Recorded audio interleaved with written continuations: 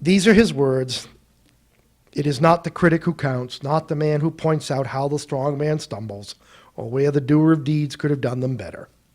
The credit belongs to the man who is actually in the arena, whose face is marred by dust and sweat and blood, who strives valiantly, who errs, who comes short again and again, because there is no effort without error and shortcoming, but who does actually strive to do the deeds, who knows great enthusiasms, the great devotions, who spends himself in a worthy cause, who at the best knows in the end the triumph of high achievement, and who at the worst, if he fails, at least fails while daring greatly, so that his place shall never be with those cold and timid souls who neither know victory nor defeat.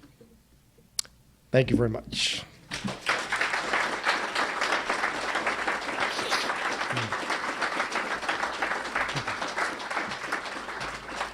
Now we've got a few minutes. Questions, comments, observations? Yeah. You referred to Roosevelt as a Renaissance man. I've heard Jefferson referred to as a Renaissance man. Who, in your thinking, is maybe the best? Well, it's interesting. Someone said that allowing for the increased specialization of the culture by the beginning of the 20th century, let alone, imagine 100 years later, that TR came closer to Jefferson's spirit than any public leader, any public figure. I'm not sure. I think, interestingly, Roosevelt despised Jefferson. Again, he was very much a Hamiltonian, and he believed that Jefferson was a states' right, weak president, and of course associated him with slavery. I'm not sure. I mean, it's a little bit like apples and oranges. I think for sheer intellectual brilliance and the power of expression, I mean, the immortal words that Jefferson gave us and the vision that he outlined, I think Jefferson is unmatched. But there's no doubt in his time and in ways that still speak to our time, Roosevelt has an imprint on our imaginations that I think goes even beyond Jefferson's. Yeah. How did he handle the McKinley cabinet when he assumed the presidency? He kept everyone in place. He was very, he was very careful. He kept everyone in place. But it's interesting, when he was elected to a term in his own right, he felt a certain sense of relief.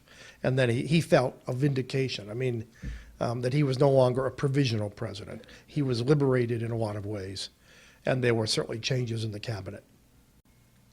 Yeah.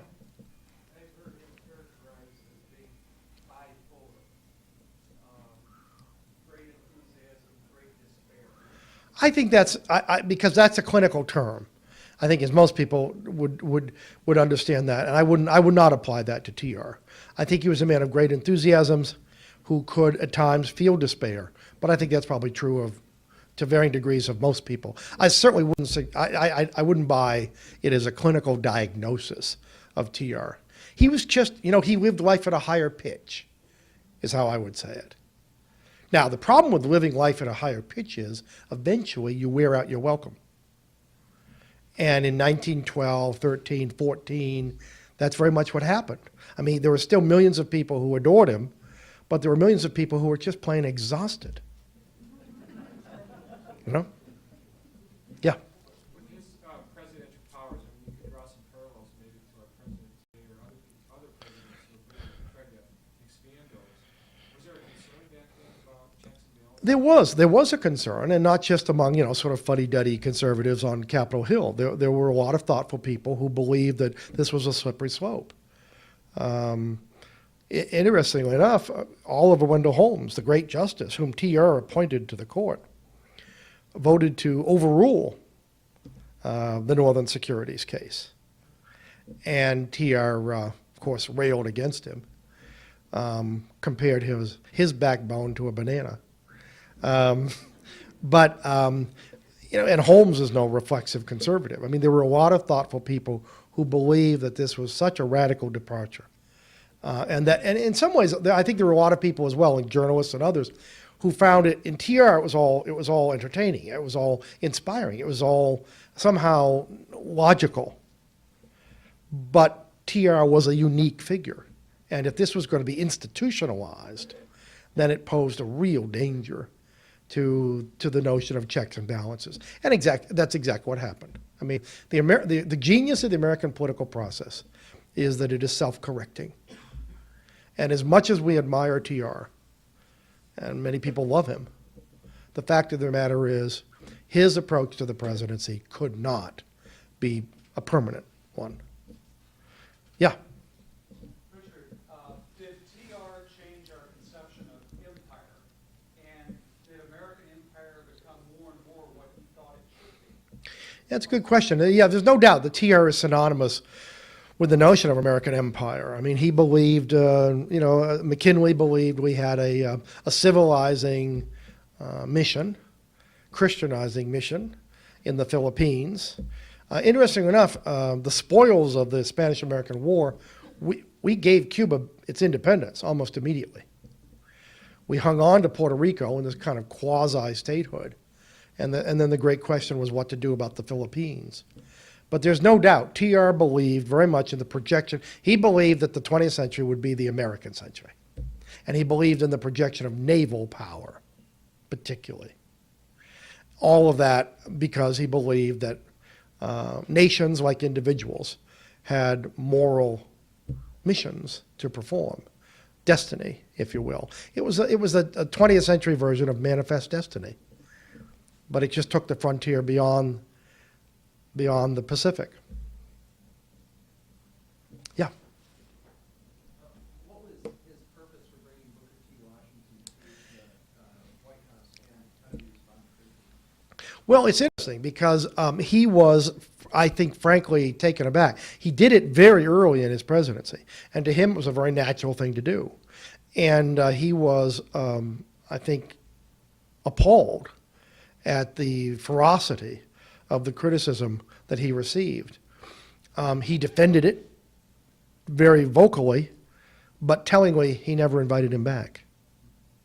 He also got into real trouble toward the end of his presidency.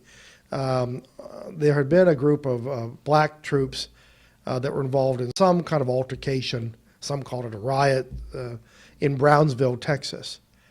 And it was TR at his worst. He rushed to pronounce judgment.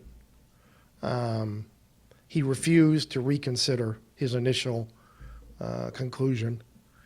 And I think most historians believe that he was rash and unjust in basically court-martialing all of these troops. So that's another side of TR. I mean, there's, when I call him childlike, you can define that any way you want. There are some delightful qualities and there are some dangerous qualities. One more? Yeah. As the Germans began to challenge the British at sea, did he ever at any time suggest that we side with the British against the Germans? Only from the very beginning. Yeah. And of course, remember famously when the Lusitania was sunk and Wilson was urged strongly to join the war effort on the side of the Allies, and said there was such a thing as a man being too proud to fight. TR, literally was aghast. He couldn't comprehend that way of seeing the world. But there's no doubt that he was pro-Ally, anti-German. He believed that the Kaiser represented autocracy and a force for evil in the world. And he believed that the United States really ought to side with the British in particular. Thank you so much.